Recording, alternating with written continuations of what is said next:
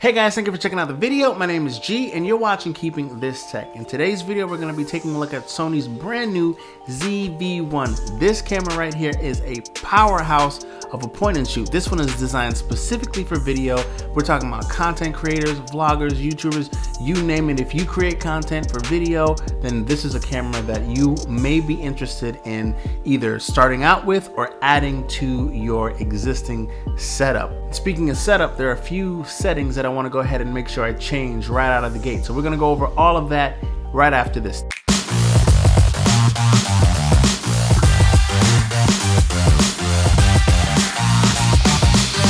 And just to go over quickly what's available in the box, you're going to get the charging cable, the windscreen or the dead cat, of course the camera, and this battery right here has been used with all the RX 100s, except this one is supposed to last longer using the ZV-1, so we'll see about that. And that's it. There's nothing else, no charging plug or anything like that. I don't know about you guys, but I'm neurotic when it comes to screens, so I'm going to go ahead and install the screen protector before we get started. Just if you are like me, feel free to leave a comment down below. I'll also leave a link for these screen protectors in case you are interested in getting yourself a pair.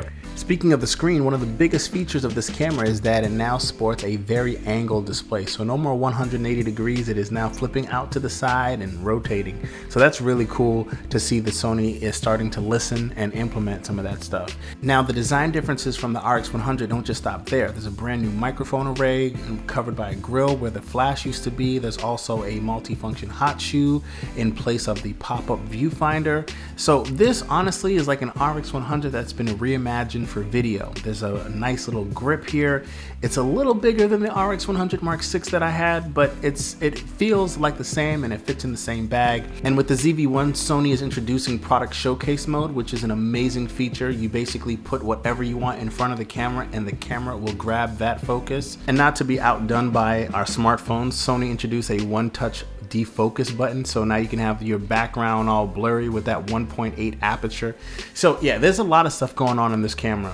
I gotta tell you, we'll talk about all of this in my full review, but this video is just about getting started with this camera, and I'm gonna go ahead and jump into the settings right now because I want to make some changes for sure. Alright, hopefully this display view will give you a better view of the ZV-1 menu. We're gonna change file format into RAW plus JPEG. That'll give me more to play with in Lightroom Classic when that becomes available. JPEG quality, we're going to change that to extra fine so I can play with that in Lightroom Mobile. I'm going to keep it at 20 megapixels for the size. And for the aspect ratio, there are so many options, but I'm going to go ahead and stick with 3.2 just to keep it simple. Next up, I'm going to go ahead and change the focus mode to AFC, that's continuous autofocus. I'm also going to change the area to wide, and I'll change this from time to time depending on what I'm filming or photographing. All right, the next thing we're going to do here is take a look at the human eye and animal eye detection, face detection, all that stuff looks good. So we're going to go ahead and change pre-AF, but before I do, I'm noticing that focus frame colors on here, and I believe this changes the focus markers from white to red. This was first introduced with the, I believe it was the A7R Mark IV. I came to the Mark 7 for the RX, and now it's here. So I'm going to go change that and go back to AF and turn pre-AF off. Okay, so that's good. Next thing that we're going to do is, this looks fine. I'm going to jump over to circulate focus point. I'm going to make that go to circulate. That way, if I get to one point, it'll just go to the other point on the display, liking that. All right, that's gonna be left alone. So now on page 9, where white balancing and color processing is happening on this page, I'm gonna go ahead and leave that alone for now. Ooh, soft skin, I wanna go ahead and cut that off right now. I know that's popular. Honestly, I don't like it, so I'm not gonna have that on there. So I'm glad I was able to find that and turn that off. Hopping over into movies, we're gonna go ahead and change the file format to 4K. I'm not sure why that's not standard. That's weird, right? We're gonna switch from 30 frames per second to 24 frames per second because we're team 24 frames per second over here. Okay, let's see here. What else are we changing? I'm gonna go ahead and change the AF drive speed to normal. Seen some videos where, because it was too fast, it was just didn't seem natural. So I'm gonna try it with normal first. Tracking, we want that to be responsive. I'm gonna go ahead and hit standard. And another change I want to make is making a recording a video work with the shutter. So I'm gonna go ahead and turn that on. I never used that little small micro button that was on the older camera, so I'm just gonna keep that going. Let's see here. Oh, also release without card. I'm gonna go ahead and disable that. I don't want any accidental filming if I don't have a card in there, me thinking I got the shot or a photo, only to find out that I didn't.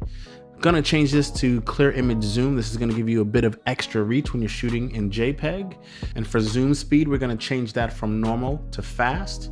Another change that I'm gonna make here is the zebra settings. Zebras are basically indicators of whether or not your image is going to be overexposed in certain areas. I'm gonna set mine to 100. This will help in video as well as photography, especially if you're shooting in JPEG. That's going to be a big deal.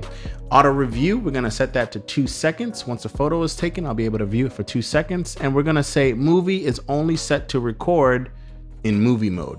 So that's cool.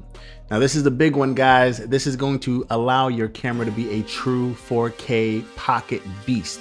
We're gonna turn auto temperature power to high. This is going to bypass the 5-minute recording limit that is built into this camera. And honestly, I think that's about it for the settings that I'm going to change initially to hit the ground running. Thanks for watching. Make sure to comment, like, subscribe. I'll check back in with a review. Peace.